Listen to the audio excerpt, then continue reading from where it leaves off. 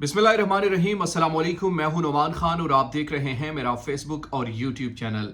अब्बास इराक्ची की रूस आमद पर पाकिस्तान की सालसी की तारीफ मगर अमरीका पर तनकीद। हद से ज़्यादा मुतालबात के बायस मुज़ाकरात अहदाफ हासिल नहीं कर सके। ईरानी वज़ीर ख़ारिजा अब्बास इराक्ची दौरे पाकिस्तान मुकम्मल करके अब रूस पहुंच चुके हैं, जहां उनके सदर पुतिन से मुलाकात मुतवक्के हैं। ईरानी वज़ीर ख़ारिजा का कहना है कि पाकिस्तान ने हालिया अरसे में ईरान और अमरीका के दरमियान मुज़ाकरात में सालिस के तौर पर अहम किरदार अदा किया है।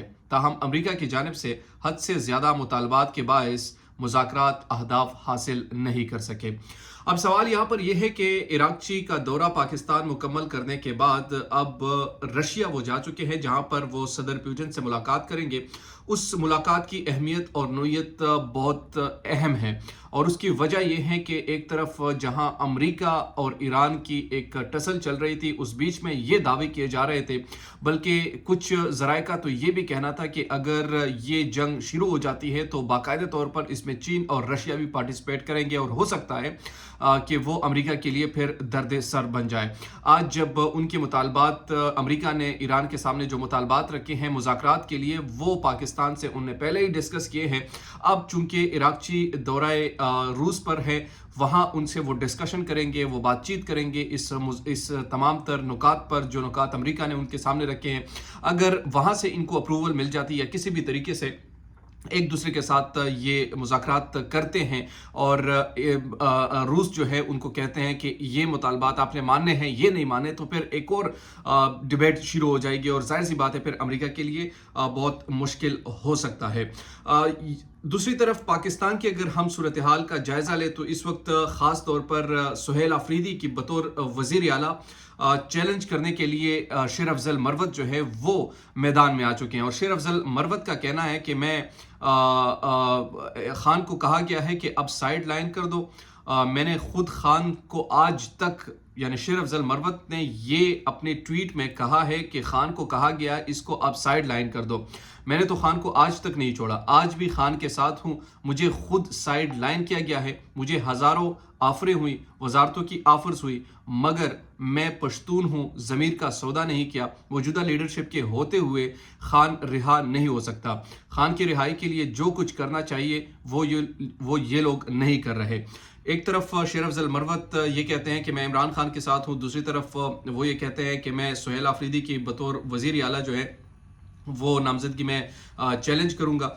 इसके साथ एक बयान में शेर अफजल मरवत ने कहा कि खैबर पख्तूनख्वा की तबाही और ख़राब गवर्नेंस का हशर ज़ुबान ज़द-ए-आम के केपी हेल्थ सेक्टर और अस्पतालों में कम कीमत पर दवाइयाँ खरीदी और बेची जा रही है। उन्होंने कहा कि अली अमीन गंडापुर को मैरिज चैलेंज करने का मालूम हुआ तो उन्होंने कहा ऐसा नहीं करना। मैं अली अमीन गंडापुर की बात को अब रद्द कर रहा हूं और इंतखाब को चैलेंज करूंगा। शेर अफजल मरवत ने कहा कि बानी पीटीआई बमुकाबला नवाज शरीफ केस में सुप्रीम कोर्ट ने फैसला कर रखा है कि 2018 में नवाज शरीफ के सेनेटर के टिकटों पर बानी अदालत गए। इनका कहना है कि सुप्रीम कोर्ट ने फैसला दिया कि सजा याफ्ता जेल से कोई अहकामात नहीं दे सकता। बानी पीटीआई के हुक्म पर सलमान अकरम राजा ने अडियाला के बाहर नामजदगी का बताया था। उन्होंने कहा कि मैं नामजदगी अदालत में चैलेंज कर रहा हूं। उम्मीद है कि सुहेल आफरीदी घर जाएंगे। मेरी कोई जाती अदावत नहीं, लेकिन सुहेल आफरीदी को लाने का फैसला गलत था। इनको लाने के फैसले ने पार्टी को तोड़कर रख दिया है।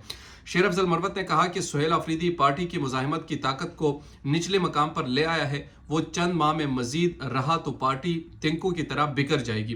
पार्टी बचानी है तो सुहेल आफरीदी और सलमान राजा वगैरह को साइड लाइन करना होगा। उनका ये भी कहना है कि बैरिस्टर गौहर और अली अमीन गंडापुर को इख्तियार दिया जाना चाहिए। अगर बैरिस्टर गौहर और अली अमीन गंडापुर को बाइख्तियार बनाया जाए तो बानी 3 माह में बाहर आ जाएंगे। तो ये शेर अफजल मरवत का स्टेटमेंट है, और उन्होंने कहा कि मैं अब सुहेल आफरीदी की जो ख़ास तौर पर नामजदगी है उसे मैं चैलेंज करने जा रहा हूँ। तो अब देखते हैं कि वो आगे कैसे। अच्छा, एक और आखिरी चीज़ जो मैं आपके सामने रखना चाहता हूँ, इकरारुल हसन की स्टोरी कल से बहुत ज़्यादा वायरल है, और उस स्टोरी में ये हुआ कि वो कहीं मलेशिया से आ रहे थे और एक ऑफिसर जो है FIA का, उनने अपने कुलीग से कोई बात की होगी कि इनका हाल जो है वो जवाद अहमद जैसा होगा।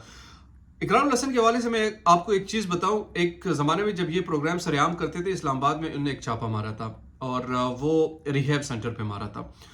वो रिहैब सेंटर बड़ा अच्छा काम कर रहा था, और ये भी तय पाया जब वो یعنی سب کچھ انہوں نے یہ کر لیا.